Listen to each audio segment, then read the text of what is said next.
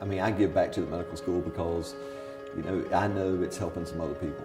This is one of those times where I want, with our mission, especially with, getting primary care in North Carolina, getting primary care physicians in North Carolina, and getting minorities in North Carolina, I want to make sure that nothing is in the way. I want to be a part of that, nothing in the way of them getting into school. It's hard enough to get into medical school, and nobody's going to argue that, but it's even harder to pay for it. So, I don't want, if there's a chance that I can help a medical student get through school, I want to be a part of that. Without the Brody scholarship, I would have had to get more and more loans, and who knows, sometimes that would have swayed me making a different decision of going into primary care versus some other field. Some people do that.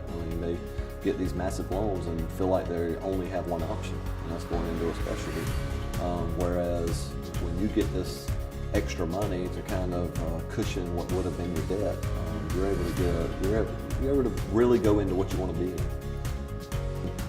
There's a lot of good quality students who need this chance. They need this scholarship. They need any kind of money to help them, encourage them to kind of keep pursuing their dreams.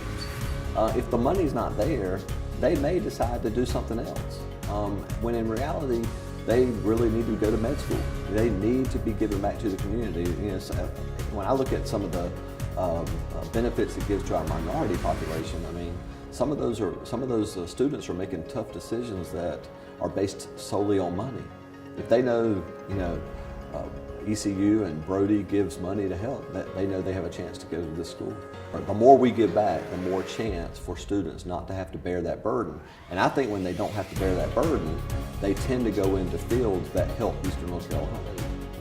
We have a distribution problem when it comes to primary care.